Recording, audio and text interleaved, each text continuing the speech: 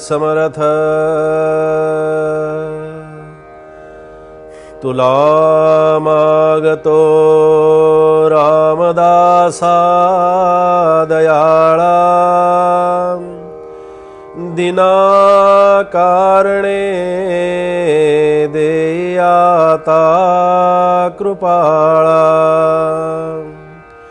घडो भक्ती तुझी असे त्वा करावे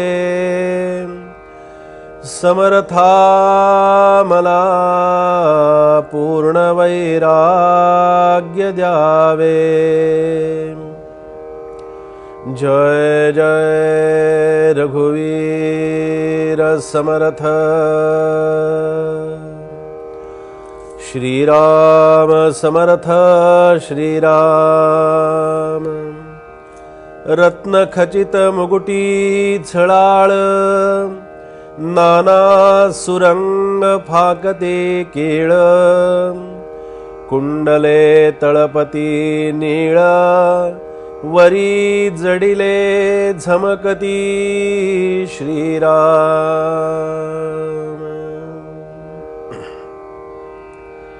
श्रीमद ग्रंथराज दासबोधातील गणेश स्तवनाचं चिंतन आपलं सुरू आहे आणि हे गणेश स्तवन या गणेशाचं चिंतन म्हणजे नेमकं काय आहे। गणेश ही देवता तर आहेच, प्राचीन देवता आहे, बुद्धीची देवता आहे, शक्तीची देवता आहे, सामर्थ्याची देवता आहे। या सर्वांग परिपूर्ण असणारं हे गणेशाचं रूप आहे। ओंकार प्रधान रूप गणेशाचे, पण असा ओंकार रूप धारण केलेला गणेश आणि त्या गणेश देवतेला इतक्या सगुणामध्ये आणलं आणि सगुणामध्ये अशासाठी आणलं किंवा या प्रतिकात्मक रूपामध्ये अशासाठी आणलं की भक्तांना या देवदेवतांच्या उपासनेची आवड लागावी, भक्तांना या देवदेवतांच्या उपासनेबद्दल अंतःकरणामध्ये गोडी निर्माण व्हावी। वास्तविक पाहता हे सगळे आपण देवाला अलंकार करतो, देवदेवतांची पूजा करतो, देवदेवतांना उपचार करतो। हे सगळे उपचार, हे सगळे अलंकार, या सगळ्यांची देवतांना काही आवश्यकता असते का? असा नेहमी माझ्या मनामध्ये प्रश्न येतो की हे सगळं जे आपण करतो ना, या सगळ्या गोष्टी ज्या आहेत या सगळ्या मी माझ्या समाधानासाठी करत असतो। देवतांना याच्याशी काहीही कर्तव्य असत नाही। तुम्ही अलंकार वाहिले काय आणि साधं एखादं तुलसीपत्र त्यांच्या चरणावरती वाहिलं काय, त्यांना कशाचीही कुठल्याही परिस्थितीमध्ये त्यांना अलंकाराची आणि वेगवेगळ्या उपचारांची गरज असत नाही। वेगवेगळे उपचार करून आम्ही आमची प्रापंचिक अशा प्रकारची मागणी, प्रापंचिक अशा प्रकारच्या संकल्पना या देवदेवतांच्या ठिकाणी मांडत असतो। इथे सगुणाचं वर्णन समर्थांनी केलंय। आपण या अनुषंगानं चिंतन करतो आहोत की गणेशाचं वर्णन करताना समर्थांनी असं म्हटलं की रत्नखचित मुकुटी झळाळ, म्हणजे गणेशाच्या डोक्यावरती जो मुकुट आहे हा मुकुट किती सुंदर आहे, रत्नजडित मुकुट आहे।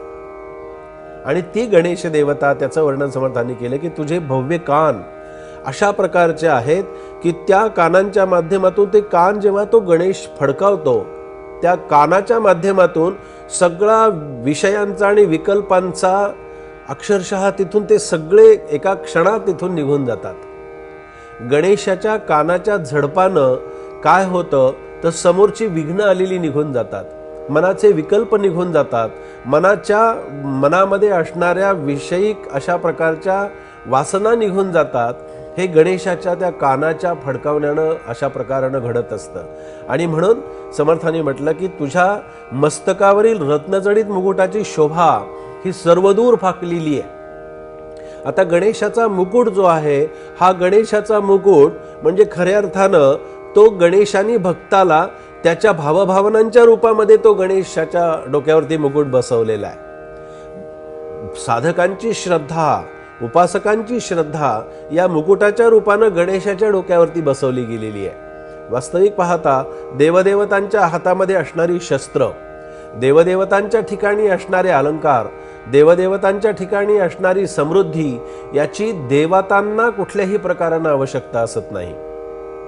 आम्ही ते उपचार करत असताना, आम्ही ते आमच्या श्रद्धेनं अर्पण करत असताना त्या श्रद्धेचं खऱ्या अर्थानं महत्त्व वर्णन केलेलं आहे.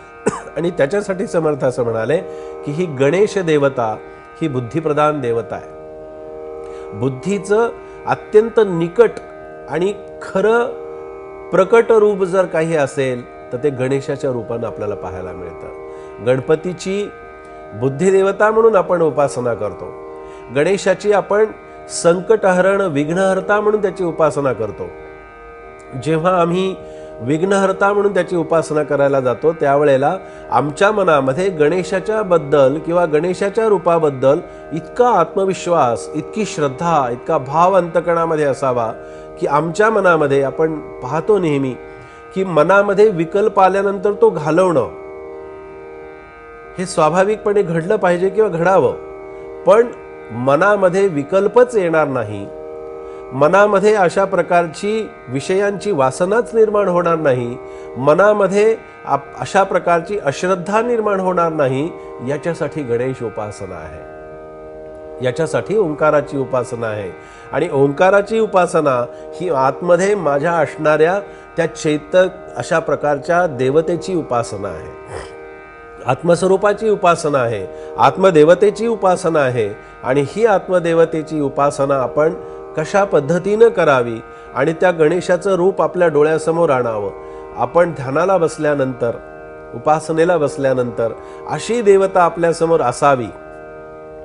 प्राथमिक याच्यामध्ये अवस्थेमध्ये एक साधनेचा एक विशिष्ट अशा प्रकारचा कालावधी आपण त्याच्यामध्ये घालवल्यानंतर किंवा काही ठराविक उपासना झाल्यानंतर मग याची काही आवश्यकता असत नाही. पण प्राथमिक अवस्थेमध्ये मात्र आपल्याला ती देवता सर्व अलंकारांनी, सर्व गुणांनी, सर्व कलांनी, सर्व अशा प्रकारच्या सगुणात्मक प्रतीकांनी ती देवता नटलेली असावी लागते. म्हणजे मग आमचं मन तिथे आकर्षित होतं, आमची बुद्धी तिथे स्थिर होण्याचा आम्ही प्रयत्न करतो. आणि अशी देवता, अशा गणेशाच्या रूपाच्या माध्यमातून आपण गणेशाची उपासना करावी. गणेश उपासनेनं आपल्या मनातले सगळे अशा प्रकारचे संभ्रम दूर होऊन जातात, विकल्प नाहीसे होतात. विकल्प नाहीसे झाले की मग खऱ्या अर्थानं आम्हाला गणेशाचं दर्शन हे बाहेर कुठे होण्याची आवश्यकता नाही किंवा त्याची गरजही नाही, ते दर्शन आम्हाला आतमध्येच होत असतं. अशा गणेशाच्या चिंतनामध्ये समर्थांचं हे चिंतन आज आपण या ठिकाणी श्रवण केलेलं आहे. जय जय रघुवीर समर्थ.